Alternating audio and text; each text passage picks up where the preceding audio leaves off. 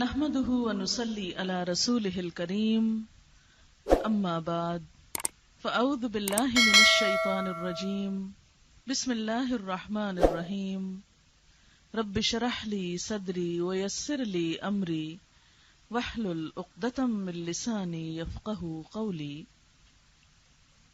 ان الحمد لله نستعينه ونستغفره ونعوذ بالله من شرور أنفسنا ومن سيئات أعمالنا من يهده الله فلا مضل له ومن يضلله فلا هادي له وأشهد أن لا إله إلا الله وأشهد أن محمدا عبده ورسوله يا أيها الذين آمنوا اتقوا الله حق تقاته ولا تموتن إلا وأنتم مسلمون يا أيها الناس اتقوا ربكم الذي خلقكم من نفس واحدة وخلق منها زوجها وبث منهما رجالا كثيرا ونساء واتقوا الله الذي تساءلون به والأرحام إن الله كان عليكم رقيبا يا أيها الذين آمنوا اتقوا الله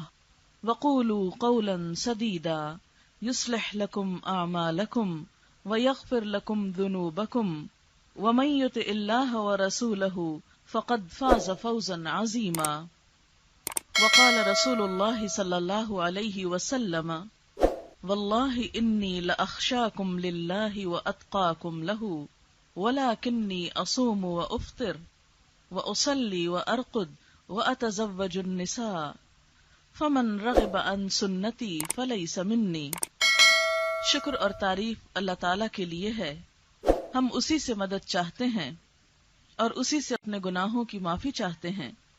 ہم اپنے نفس کی شرارتوں اور برائیوں کے مقابلے میں اپنے آپ کو اللہ کی پناہ میں دیتے ہیں۔ حقیقت یہ ہے کہ جس کو وہ سیدھے راستے پر چلائے اسے کوئی بھٹکا نہیں سکتا، اور جس کو وہ گمراہ کر دے اسے کوئی سیدھے راستے پر لا نہیں سکتا۔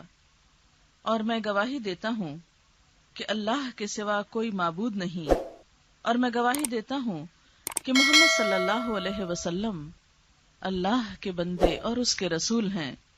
اے ایمان والو، ٹھیک ٹھیک اللہ کا تقوی اختیار کرو اور مرتے دم تک اس کی وفاداری اور اطاعت شعاری پر قائم رہو۔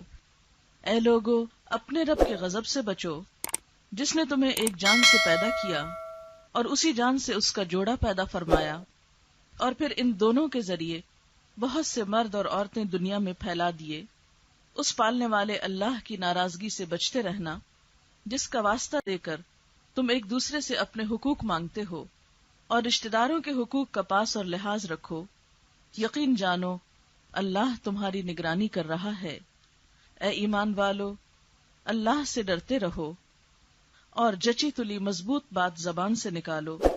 اللہ تمہارے اعمال کی اصلاح کر دے گا اور گناہوں پر معافی کا پردہ ڈال دے گا۔ اور جو لوگ اللہ اور اس کے رسول صلی اللہ علیہ وسلم کی اطاعت اور فرما برداری کریں گے وہ عظیم کامیابی سے سرفراز ہوں گے۔ نبی صلی اللہ علیہ وسلم نے فرمایا، اللہ کی قسم، میں تم سب میں اللہ سے زیادہ ڈرنے والا، تم سب میں زیادہ اس کی ناراضگی سے بچنے والا ہوں۔ لیکن میرا حال یہ ہے کہ میں کبھی نفلی روزے رکھتا ہوں اور کبھی بغیر روزے کے رہتا ہوں، راتوں کو نماز بھی پڑھتا ہوں اور سوتا بھی ہوں، اور میں عورتوں سے نکاح بھی کرتا ہوں۔ جو میری اس سنت سے منہ پھیرے اس کا مجھ سے کوئی تعلق نہیں۔ معزز خواتین، اس وقت جو عبارت میں نے آپ کے سامنے پڑھی ہے یہ خطبہ نکاح کی عبارت ہے۔ نکاح کے موقع پر یہ مسنون خطبہ پڑھا جاتا ہے، عموماً مردوں میں ہی پڑھا جاتا ہے یا عربی میں ہی پڑھا جاتا ہے، اور عام طور پر لوگ اس کے ترجمے اور اس کے معنی سے واقف نہیں ہوتے، اور نہ ہی یہ جانتے ہیں کہ اس موقع کی مناسبت سے کیا تعلیم ہمارے لیے ہے۔ اور پھر یہ کہ خواتین تو عام طور پر اس کے سننے سے بھی محروم رہتی ہیں، اس لیے مناسب خیال کیا جاتا ہے کہ اس موقع پر جو کہ شادی کا ایک خوشی کا موقع ہے، اللہ کے نام سے اگر اس کی ابتدا ہو رہی ہے تو اس موقع پر یہی خطبہ سب کے سامنے پیش کیا جائے۔ اس میں سب سے پہلے اللہ تعالیٰ کی تعریف کی گئی ہے، ان الحمد للہ، بے شک تعریف اللہ کے لیے ہے. حمد کا لفظ عربی زبان میں صرف تعریف کے لیے ہی نہیں بلکہ شکر کے لیے بھی استعمال ہوتا ہے. تو تعریف اور شکر اللہ کے لیے. کیوں؟ اس لیے کہ یہ خوشی کا موقع جو آپ سب کی زندگی میں آیا، یہ اللہ تعالیٰ کا ایک خاص فضل ہے، اس کا ایک خاص انعام ہے. ہمیں جو بھی خوشیاں ملتی ہیں، زندگی میں جو بھی نعمتیں ملتی ہیں، وہ دراصل اسی کا احسان ہوتی ہیں. نعمت پا کر دو رویے ہو سکتے ہیں. ایک تو یہ کہ نعمت دینے والے کو انسان بھول جائے، اور دوسرا یہ کہ احسان کرنے والے کو یاد رکھا جائے. بہتر رویہ یہی ہے کہ جو ہمیں نعمتیں عطا کرتا ہے، جو خوشیاں دیتا ہے، اس کو اس خوشی کے موقع پر یاد رکھا جائے اور اس کا شکر بھی ادا کیا جائے. آپ دیکھیں کہ ہمارے ہاں عموماً شادیاں کس لیے ڈیلے کرتے ہیں کہ جتنے بھی عزیز ہیں، دوست ہیں، رشتہ دار ہیں، وہ زیادہ سے زیادہ شریک ہو سکیں. کبھی کسی کی وجہ سے ایک معاملے کو پوسٹ پون کر دیا جاتا ہے. کیوں؟ اس لیے کہ ہم چاہتے ہیں کہ ہماری خوشیاں اس میں وہ سب شریک ہوں جو ہمیں پیارے ہیں. تو بندہ مومن کی محبت تو سب سے بڑھ کر اللہ سبحانہ و تعالیٰ سے ہوتی ہے. والذین آمنوا اشد حبا للہ.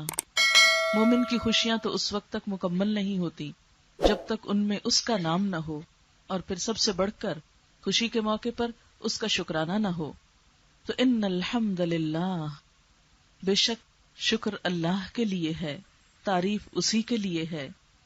نستعینہ، ہم اس سے مدد چاہتے ہیں، کیونکہ یہ موقع زندگی کا ایک اہم موقع ہوتا ہے، ایک اہم موڑ ہوتا ہے، ایک اہم فیصلہ ہوتا ہے. اس میں کسی نہ کسی طرح انسان دباؤ کا شکار ہوتا ہے. خوشی کے ساتھ ساتھ پریشانی کی بھی ایک لہر ضرور آتی ہے کہ معلوم نہیں آئندہ کیا ہوگا، کیسا وقت گزرے گا، کیا حالات ہوں گے. اندیشے اور فکر انسان کے ساتھ لگے رہتے ہیں. لیکن جب ایک شخص اپنا معاملہ اللہ کے حوالے کر دیتا ہے، اس سے مدد مانگ لیتا ہے جو سب سے زیادہ طاقتور ہے، جو سب سے بڑا ہے، تو پھر ایسا کرنا انسان کے لیے باعث سکون ہوتا ہے.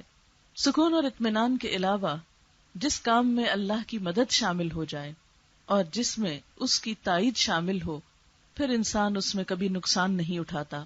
تو اس لیے اس موقع پر یہ دعا کی جاتی ہے کہ وہ ہمیں اپنی مدد سے نوازے. وَنَسْتَغْفِرُهُ، اور ہم اس سے بخشش چاہتے ہیں، اپنے گناہوں کی معافی چاہتے ہیں. اس لیے کہ بہت سی نعمتوں میں رکاوٹ انسان کے اپنے ہی گناہوں کی وجہ سے آتی ہے.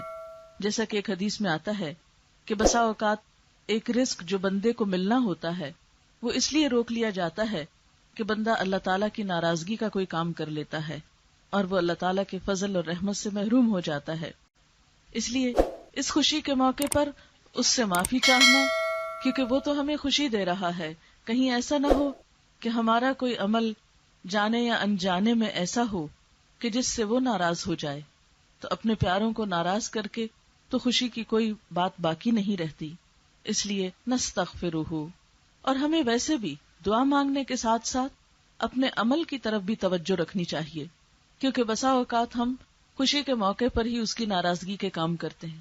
عام حالات میں نماز پڑھتے ہیں، لیکن شادی کے موقع پر کیا کہہ کے چھوڑ دیتے ہیں، آج تو شادی کا دن ہے، آج کون نماز پڑھے گا، آج تو بہت مصروفیت ہے، آج تو ہمارے کپڑے اور میک اپ ایسا ہے کہ ہم نماز نہیں پڑھ سکتے. حالانکہ نماز تو کسی حال میں بھی معاف نہیں. عموماً ہمارے ہاں دلہن کے لیے نماز پڑھنے کا کوئی کانسیپٹ نہیں. اگر کوئی دلہن نماز پڑھے تو عموماً کہا جاتا ہے کہ شادی کے دن بھی نماز پڑھو گے، یعنی آج کے دن تو چھٹی ہی ہونی چاہیے تھی اس فریضے سے. تو اس لیے نستغفرہ، ہم اس سے بخشش چاہتے ہیں.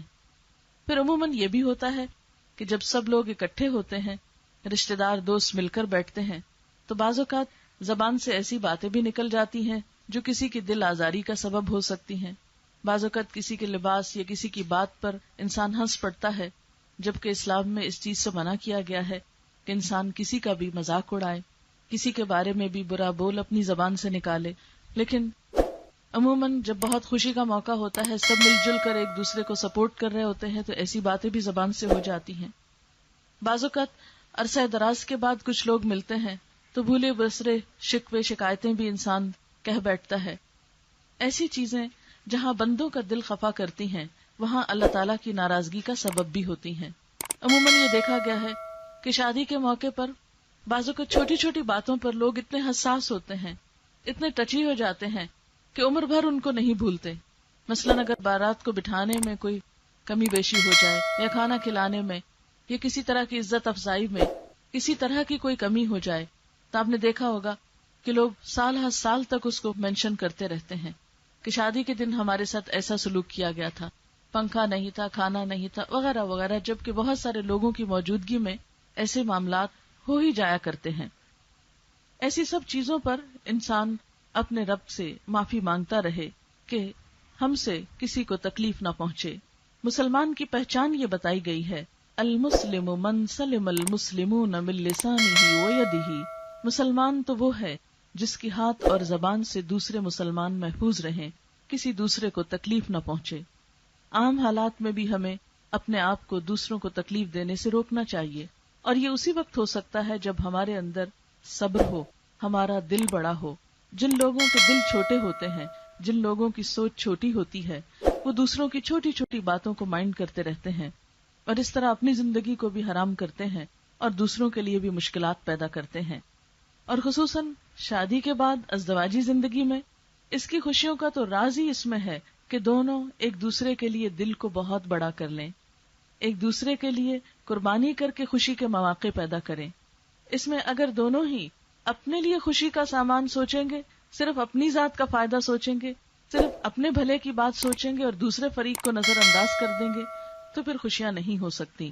اس لیے وَنَسْتَغْفِرُهُ وَنَعُوذُ بِاللَّهِ مِن شُرُورِ أَنفُسِنَا، اور ہم اپنے آپ کو اللہ کی پناہ میں دیتے ہیں اپنے نفس کے شر سے بچنے کے لیے۔ شادی کے موقع پر نفس کے شر سے بچنے کی دعا، جی ہاں، اس لیے کہ انسان کے راستے میں سب سے بڑی مشکل اس کا اپنا ہی نفس ہے۔ اور نفس کا شر کیا ہے؟ جیسا کہ ابلیس نے کہا تھا، انا خیر منہ، خود کو دوسروں سے بڑا سمجھنا، اپنے آپ کو بڑی چیز سمجھنا، تکبر میں مبتلا ہونا، دوسرے انسانوں کو حقیر سمجھنا، کسی کی بات کو اہمیت نہ دینا۔ اگر شوہر اور بیوی کے تعلقات میں یہ نفس کا شر آ جائے تو کوئی خوشی باقی نہیں رہتی۔ اگر میں آ جائے، میں، میرا خاندان، میری ڈگری، میری تعلیم، میری عزت، میرا مقام وغیرہ وغیرہ، جب دونوں آپس میں یا دونوں خاندان آپس میں یہ سوچنے لگے، ایک دوسرے سے کمپیریزن کرنے لگے، تو بہت سی مشکلات پیدا ہو جاتی ہیں۔ اللہ تعالیٰ نے تکبر کو صرف اپنی ذات کے لیے رکھا اور بندوں کے لیے عاجزی پسند کی، اور فطرت کا ایک اصول رکھا کہ جو شخص عاجزی اختیار کرے گا اللہ تعالیٰ اس کو ضرور عزت عطا کرے گا، اور تکبر کرنے والے دنیا اور آخرت میں ذلیل ہوں گے۔ کوئی بھی شخص جو خود کو بڑی چیز سمجھے، جو خود پسند ہو، اپنی بڑائیاں جتائے اور اپنا رعب قائم کرنے کی ایک مصنوعی کوشش کرے، تو کبھی بھی دوسرے کے دل میں وہ اپنی جگہ نہیں بنا سکتا، وہ کبھی بھی بندوں سے حقیقی محبت نہیں پا سکتا۔ حقیقی محبت پانے والے، سچی محبت پانے والے وہی ہوتے ہیں جو دوسروں کے لیے جھکے رہتے ہیں۔ آپ صلی اللہ علیہ وسلم نے فرمایا، قیامت کے دن مجلس میں سب سے زیادہ میرے قریب وہ لوگ ہوں گے جو عاجز مزاج، منکسر المزاج ہوں گے، جو اپنے کندھے دوسروں کے لیے جھکانے والے ہوں گے، اور جو محبت کرتے ہوں گے اور محبت کیے جاتے ہوں گے۔ یعنی نبی صلی اللہ علیہ وسلم کے پسندیدہ ترین لوگ کون ہیں؟ جن کے اندر عاجزی ہے، اور جو دوسروں کو محبت دیتے ہیں اور پھر جواباً محبت لیتے ہیں۔ اس شخص میں کوئی خیر نہیں جو کسی کو محبت نہ دے، جس کے اندر کسی کے لیے پیار نہ ہو، خیر خواہی اور بھلائی نہ ہو، اور جواباً وہ بھی اس نعمت سے محروم ہو۔ اور یاد رکھیے کہ یہ نعمت دینے سے ملتی ہے۔ اگر آپ اپنے دل کو دوسرے کے لیے بڑا کریں گے، آپ محبت دینے والے ہوں گے، تو یقیناً آپ بھی پائیں گے۔ اور اگر آپ یہ چاہیں کہ صرف ایک بت کی طرح آپ ہی کو پوجا جاتا رہے اور آپ کسی کے لیے خیر اور بھلائی نہ کریں، تو پھر حقیقی معنوں میں خوشی نہیں نصیب ہو سکتی۔ پھر فرمایا، وَمِن سَيِّئَاتِ أَعْمَالِنَا، ہمارے اعمال کی برائیوں سے اللہ ہم کو تو محفوظ رکھنا، ان کے برے نتیجے سے ہم کو بچا لینا۔ اب دیکھیں کہ یہ ایک سمپل سا اصول ہے کہ انسان جس چیز کا بیج ڈالتا ہے وہی چیز زمین سے نکلتی ہے۔ ایسا نہیں ہو سکتا کہ آپ آم کی گٹلی بوئیں اور آپ اس درخت سے اورنج نکالیں، یہ نہیں ہوا کرتا۔ گندم کا بیج ڈالیں گے تو گندم ہی نکلے گی، چنا نہیں برآمد ہو سکتا۔ بالکل اسی طرح انسان اگر خود اچھا نہیں کرتا، خود نیکی نہیں کرتا، تو اس کے لیے نیکی برآمد نہیں ہو سکتی۔ اگر کوئی شخص گناہ کرے گا تو نتیجہ بھی برا ہی ہوگا۔ نہ تو اس بات کو عقل مانتی ہے کہ برا کرنے والے کے لیے اچھی جزا ہو، اور نہ ہی ہمارا دین یہ بتاتا ہے کہ لوگوں تم جو دل میں آئے کرو، جس کے ساتھ جیسا چاہو سلوک کرو، جس پہ چاہو الزام لگا دو، جس کا چاہو مال ہڑپ کر لو، جس کو چاہو تکلیف دو، الزام تراشی کرو، اور تمہارے لیے سب خیر ہی خیر ہے۔ ایسا نہیں ہو سکتا۔ لیکن ہم انسان ہیں، کمزور ہیں، نہ چاہتے ہوئے بھی بسا اوقات ہم سے ایسی باتیں ہو جاتی ہیں جو دوسروں کے لیے دکھ اور تکلیف کا سبب ہوتی ہیں۔ ایسے میں انسان کی عظمت یہ ہے کہ انسان اپنے گناہ کی تعویل نہ کرے، حجت بازی نہ کرے، غلطی پہ اصرار نہ کرے، بلکہ فوراً ہی پلٹ آئے، اللہ تعالیٰ سے معافی مانگ لے۔ اب دیکھیے کہ دنیا میں بہت سے مسائل ہوتے ہیں، خصوصاً انسانوں کے تعلقات کی خرابی، اس کی اصلاح اور اس میں بہتری کیسے ہو سکتی ہے، یہ صرف اس وقت ممکن ہوتی ہے جب ہر شخص اپنا قصور ماننے میں، اپنے قصور کا اعتراف کرنے میں پہل کر لے۔ انسان اپنی فطرت کے اعتبار سے کمزور ہے، اس سے غلطیاں ہوتی ہیں۔ انسان کی بہتری اور بھلائی اسی میں ہے کہ اگر غلطی ہو تو اس پر پردہ ڈالنے کی بجائے غلطی کا اعتراف کر لے۔ جو شخص ایسا کرنا جانتا ہو، یعنی اپنی غلطی کو مان لینا جانتا ہو، وہ بہت سی آئندہ غلطیاں کرنے سے بچ جاتا ہے۔ بعض اوقات ایک غلطی کو چھپانے کے لیے انسان ایک نہیں کئی جھوٹ بولتا ہے، اور پھر بھی بالآخر وہ غلطی اور وہ گناہ کھل کر رہتا ہے۔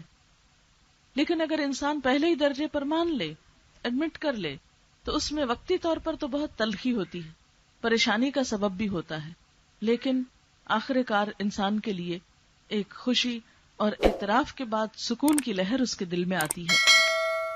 اس لیے یہاں پر کیا سکھایا گیا کہ یہ دعا مانگو کہ اللہ ہم سے جو غلطیاں ہو گئیں اور اس کا جو برا نتیجہ ہو سکتا ہے، جو برا وبال ہم پہ پڑ سکتا ہے، ہمیں تو اس سے بچا لے، اس شر سے محفوظ رکھ۔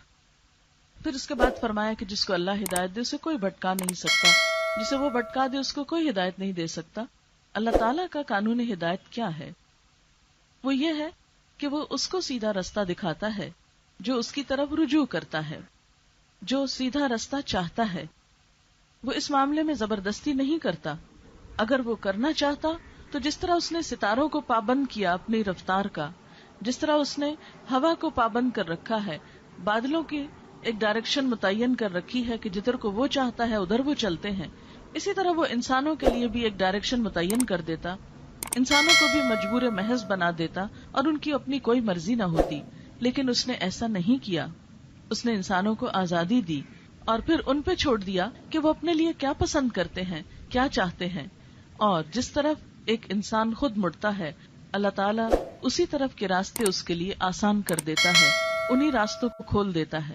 اب دیکھیے کہ نیکی کا کام ہو یا برائی کا کام، دونوں میں ہی محنت لگتی ہے۔ ایسا نہیں کہ برے کام کرنے میں انسان کو کوئی مشقت یا تکلیف نہیں اٹھانا پڑتی۔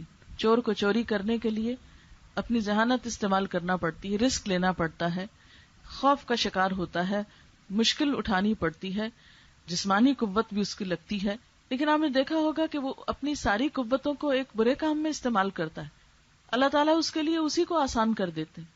اسی طرح ایک نیک کام کرنے والے کے لیے، مثلاً ایک نماز پڑھنے والے کے لیے وقت بھی لگتا ہے، اس کی طاقت بھی لگتی ہے، محنت لگتی ہے، لیکن جب ایک انسان پڑھنے لگتا ہے تو اللہ تعالیٰ اس کو اس کے لیے آسان کر دیتا ہے۔ اچھائی ہو یا برائی، محنت اور مشقت دونوں طرف ہی ہوتی ہے، لیکن یہ اللہ تعالیٰ کا خاص فضل ہوتا ہے کہ وہ کسی کو نیکی کی توفیق دے، اور یہ اسی کو ملتی ہے جو اپنے اندر اس کی تڑپ رکھتا ہو، جو چاہتا ہو۔ چاہنا شرط ہے، اس کے لیے مانگنا شرط ہے، تڑپنا شرط ہے، راستہ دکھانا پھر اس کا کام ہے۔ پھر اس کے بعد کلمہ شہادت پڑھا گیا، جو اس بات کا عہد ہوتا ہے کہ ہم ہر موقع پر مسلمان ہیں۔ بچہ پیدا ہوتا ہے، اس کے کان میں اذان دی جاتی ہے، بولنے لگتا ہے، اس کو کلمہ سکھاتے ہیں، شادی کے موقع پر کلمے کی تجدید ہوتی ہے، وفات کے وقت پھر کلمہ پڑھایا جاتا ہے۔ یہ سب کچھ کیا ہے؟ دراصل ایک انسان کے اسلام کی پہچان ہے۔ پھر اس کے بعد 3 آیات ہیں اور تینوں میں 4 دفعہ تقوی کا حکم دیا گیا ہے۔ اے لوگو جو ایمان لائے ہو، اللہ کا تقوی اختیار کرو، اللہ سے ڈرو جیسے ڈرنے کا حق ہے، تمہاری موت نہ آئے مگر اس حال میں کہ تم فرما بردار ہو۔ سوال یہ پیدا ہوتا ہے کہ شادی کا موقع ہے اور 4 مرتبہ اللہ سے ڈرنے کا حکم ہے، وہ کیوں؟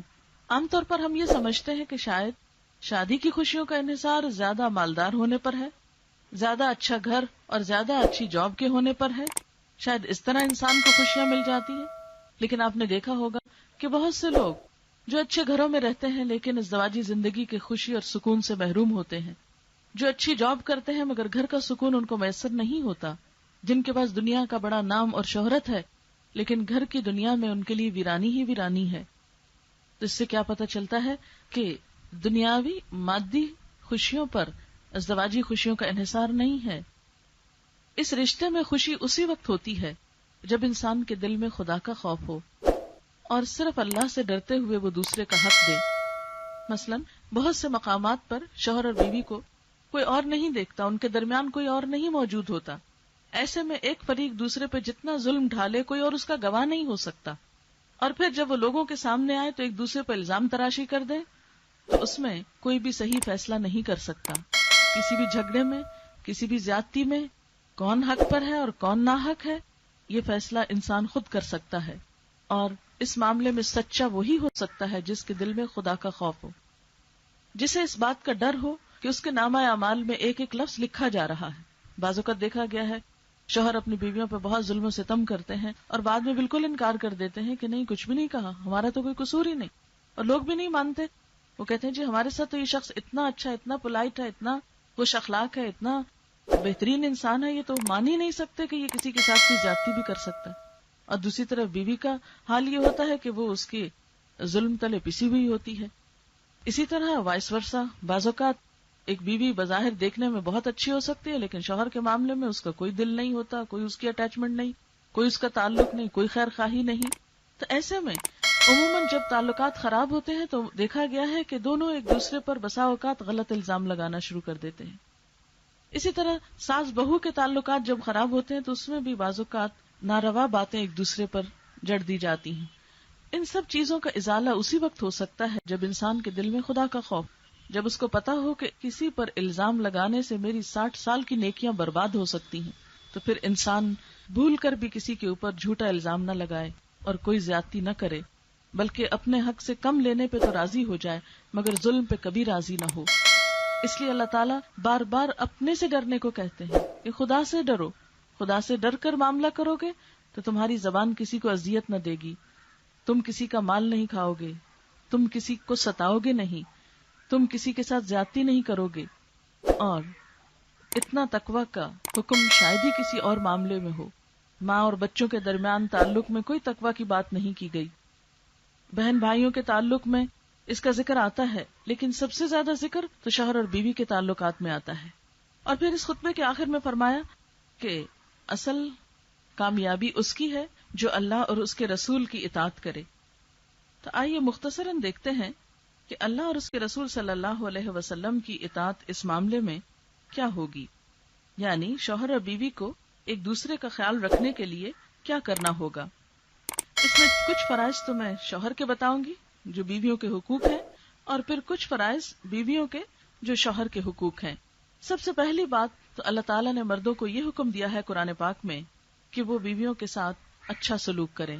اللہ تعالیٰ کا ارشاد ہے وَعَاشِرُوهُنَّ بِالْمَعْرُوفِ، اور ان کے ساتھ بھلے طریقے سے زندگی بسر کرو، معروف طریقے سے زندگی بسر کرو۔ معروف کا کیا مطلب ہے؟ یعنی ایسا تعلق کہ جس پر کوئی انگلی نہ اٹھا سکے، تمہیں کسی ظلم کا اندیشہ نہ ہو۔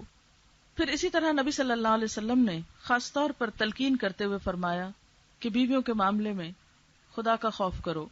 آپ صلی اللہ علیہ وسلم نے فرمایا لوگوں سنو، عورتوں کے ساتھ اچھے سلوک سے پیش آؤ، کیونکہ وہ تمہارے پاس قیدیوں کی طرح ہیں، تمہیں ان کے ساتھ سختی کا برتاؤ کرنے کا کوئی حق نہیں سوائے اس صورت کے جب ان کی طرف سے کوئی کھلی ہوئی نافرمانی سامنے آئے۔ پھر اسی طرح آپ نے فرمایا کہ دیکھو سنو، تمہارے کچھ حقوق تمہاری بیویوں پر ہیں اور تمہاری بیویوں کے کچھ حقوق تم پر ہیں۔ ان پر تمہارا حق یہ ہے کہ وہ تمہارے بستروں کو ان لوگوں سے نہ روندوائیں جن کو تم نہ پسند کرتے ہو، اور تمہارے گھروں میں ایسے لوگوں کو نہ آنے دیں جن کا آنا تمہیں پسند نہ ہو۔ اور سنو ان کا تم پر یہ حق ہے کہ تم انہیں اچھا کھلاؤ اور اچھا پہناؤ. تو معروف طریقے سے بیوی کے ساتھ گزر بسر کرنے کا مطلب کیا ہے؟ کہ اس پر ظلم و زیادتی نہ کی جائے، ناروا الزام تراشی نہ کی جائے، اور ان کو اچھا کھانا اور اچھا لباس مہیا کیا جائے جو کسی بھی شخص کی حیثیت کے مطابق ہو، یعنی خرچ دینے کے معاملے میں بیویوں کو ستایا نہ جائے. اسی طرح یہ حکم بھی ہے کہ بیوی کے ساتھ اچھا گمان رکھو. حقیقت یہ ہے کہ گمان ہمارے تعلق کی بنیاد ہوتا ہے. گمان اگرچہ دل میں ہوتا ہے، لیکن تعلق یا جو ہمارا معاملہ کسی سے ہوتا ہے وہ ظاہر پر ہوتا ہے. یہ بالکل ایسی ہے جیسے ایک عمارت کا باہر کا حصہ تو نظر آتا ہے، اندر کی بنیادیں نظر نہیں آتی، لیکن جیسی بنیادیں رکھی جاتی ہیں ویسی ہی عمارت اٹھتی ہے. بالکل اسی طرح جیسا ہمارے دل میں کسی کے لیے خیال ہوتا ہے ویسا ہی ہمارا اس کے ساتھ تعلق ہوتا ہے. مثلاً آپ کسی کو دیکھ کر ایک دم خوش ہو جاتے ہیں، کیوں؟ اس لیے کہ آپ کا گمان اس کے لیے اچھا ہوتا ہے. کسی کو دیکھتے ہی آپ کے دل پہ ایک بوجھ پڑنے لگتا ہے اور آپ اس کی شکل نہیں دیکھنا چاہتے کیونکہ آپ کے دل میں اس کے لیے جگہ نہیں. تو دل کا اچھا رکھنا اور گمان کا اچھا رکھنا تعلقات کے لیے بہت اہمیت رکھتا ہے اور بنیادی حصہ ہے اس کا. اس لیے کیا حکم ہے کہ بیوی کے ساتھ خوش گمان رہا جائے. اور یہاں تک فرمایا فَإِن كَرِهْتُمُوهُنَّ، اگر تم ان سے کراہت بھی کرتے ہو، ناپسند بھی ہے تم کو، فَعَسَىٰ أَن تَكْرَهُوا شَيْئًا وَيَجْعَلَ اللَّهُ فِيهِ خَيْرًا كَثِيرًا، تو ہو سکتا ہے کہ ایک چیز تمہیں ناپسند ہو اور اللہ تعالیٰ اسی میں تمہارے لیے بہت بڑی بھلائی رکھتے. ہو سکتا ہے اس بیوی سے تمہیں بہت اچھی اولاد ملے، تمہاری دین و دنیا اور آخرت سنور جائے. اس لیے چھوٹی چھوٹی بات کو بہانہ بنا کے انہیں ستاؤ مت. نبی صلی اللہ علیہ وسلم نے فرمایا کوئی مومن اپنی مومنہ بیوی سے نفرت نہ کرے. اگر بیوی کی کوئی عادت اس کو ناپسند ہے تو ہو سکتا ہے دوسری پسند آ جائے. یعنی ایک انسان صرف برائیوں کا مجموعہ تھوڑی ہو سکتا ہے، یعنی برائیوں کا مجموعہ تو شیطان ہی ہو سکتا ہے، اور صرف نیکی کا مجموعہ تو فرشتہ ہی ہو سکتا ہے. انسان تو فرشتے اور شیطان کے بیچ کی چیز ہے، اس کے اندر تو خیر بھی ہے اور شر بھی ہے. کبھی اس کا خیر شر پہ غالب آ جاتا ہے اور کبھی اس کا شر خیر پہ غالب آ جاتا ہے. اس لیے انسان کو انسان سمجھتے ہوئے معاملہ کرنا چاہیے اور دل بڑا کرتے ہوئے دوسروں کی خطاؤں سے، کوتاہیوں سے درگزر کرتے رہنا چاہیے. پھر اسی طرح حکم یہ دیا گیا کہ بیوی کو معاف کرو، عفو درگزر کی روش اختیار کرو. چھوٹی چھوٹی باتوں پر دل تنگ کر کے اس پر ناراض ہو جانا، موڈ آف کر لینا، یہ اچھے تعلقات کے لیے زہر قاتل ہے. ارشاد باری تعالی ہے یا ایھا الذین آمنوا ان من ازواجکم واولادکم عدوا لکم فاحذروہم وان تعفوا وتصفحوا وتغفروا فان اللہ غفور رحیم. مومنو، تمہاری بعض بیویاں اور بعض اولاد تمہارے دشمن ہیں، ان سے بچتے رہو، اور اگر تم معاف کر دو، درگزر کرو، چشم پوشی سے کام لو تو یقین رکھو خدا بہت زیادہ رحم کرنے والا ہے.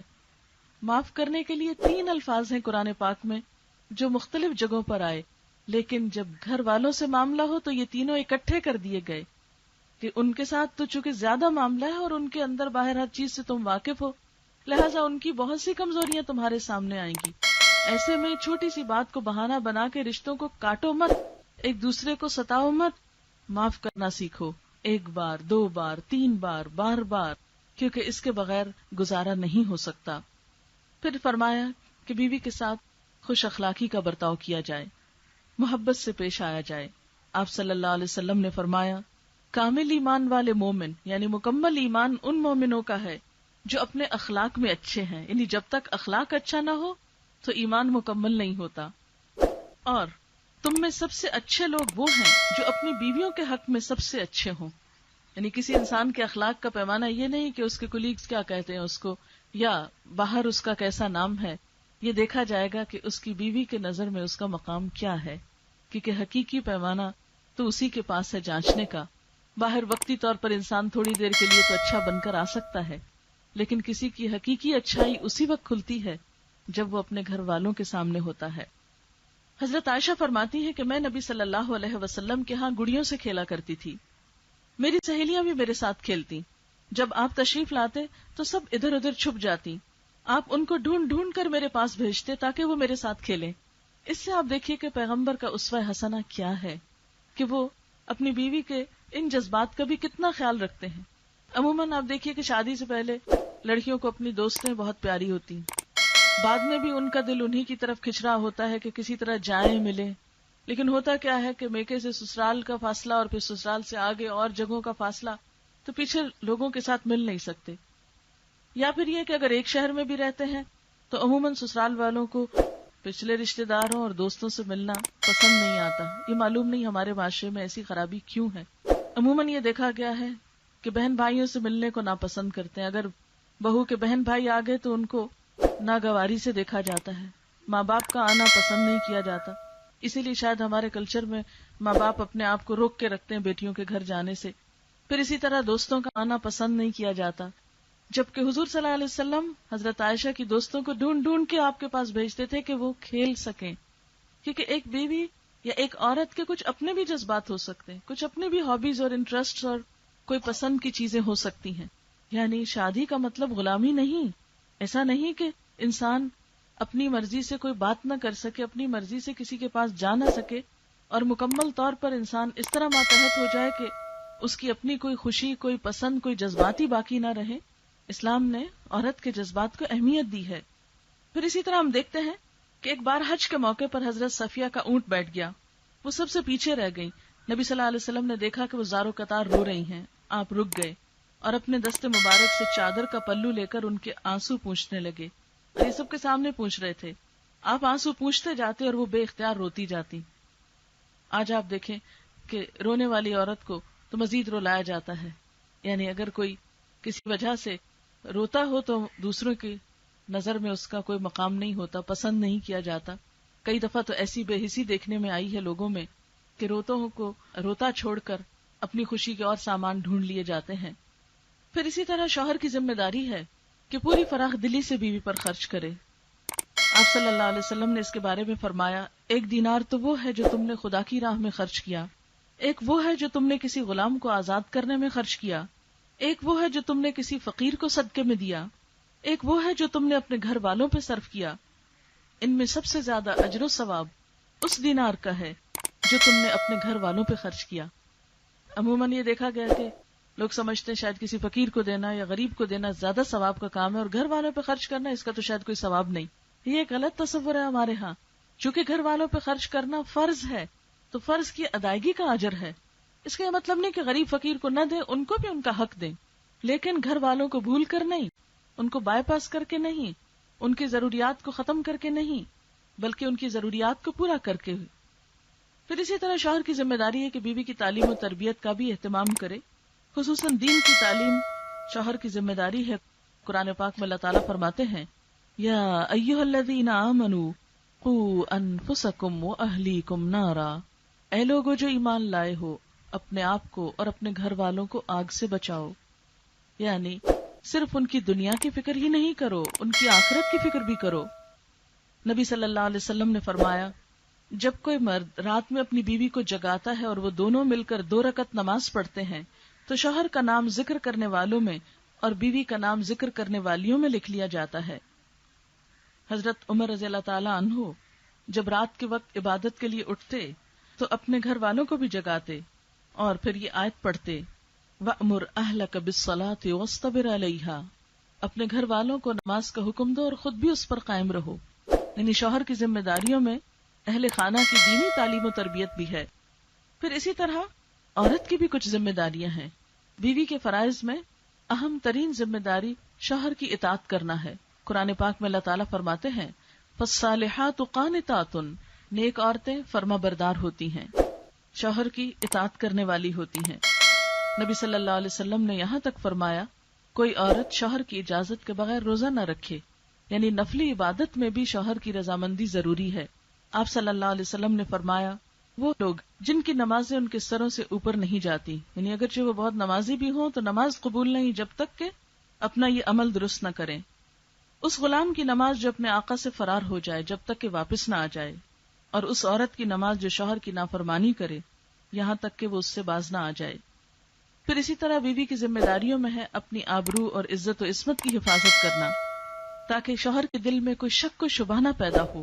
ازواجی تعلقات میں شک کا پیدا ہونا سب خوشیوں کو ختم کر دیتا ہے. اگر شوہر کو بیوی کی وفاداری اور بیوی کو شوہر کی وفاداری پہ شک ہو جائے تو زندگی حرام ہو کر رہ جاتی ہے، ساری خوشیاں ختم ہو جاتی ہیں، ساری نعمتیں ٹھنڈی پڑ جاتی ہیں۔ اس لیے اس معاملے میں بہت احتیاط کی ضرورت ہے تاکہ دوسرے کو تکلیف نہ ہو، بد اعتمادی نہ ہو۔ نبی صلی اللہ علیہ وسلم نے فرمایا، عورت جب 5 وقت کی نماز پڑھے، اپنی آبرو کی حفاظت کرے، اپنے شوہر کی فرما بردار رہے، تو وہ جنت میں جس دروازے سے چاہے داخل ہو جائے۔ یعنی عورت کی جنت تو اس کے گھر کی دنیا کو جنت بنانا ہے، یعنی شوہر کو خوش رکھ کر۔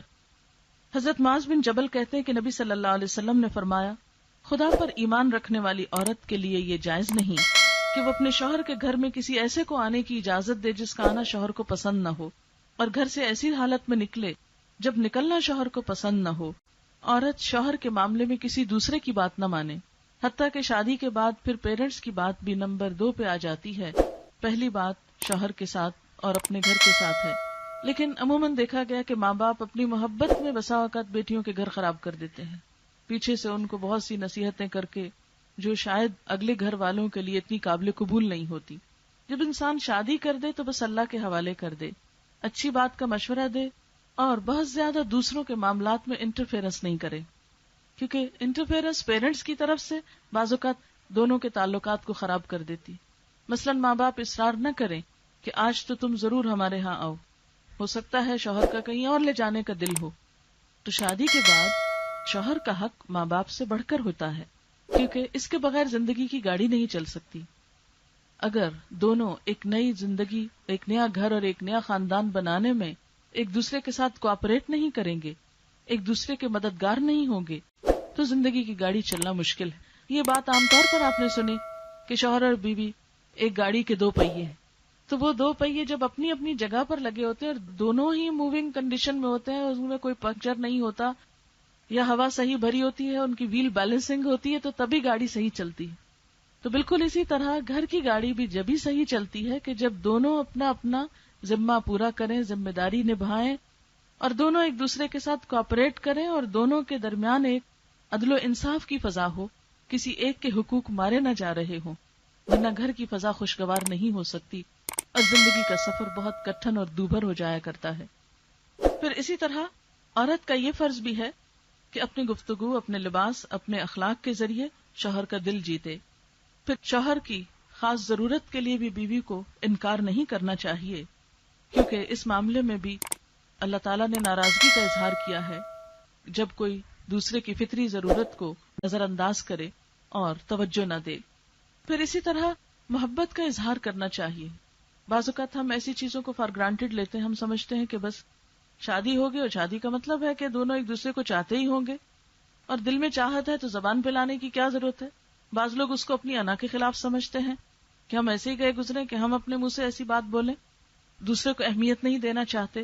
لیکن یاد رکھیے کہ بعض اوقات دوسرے کو دی ہوئی تھوڑی سی اہمیت بہت بڑا کانفیڈنس دیتی ہے۔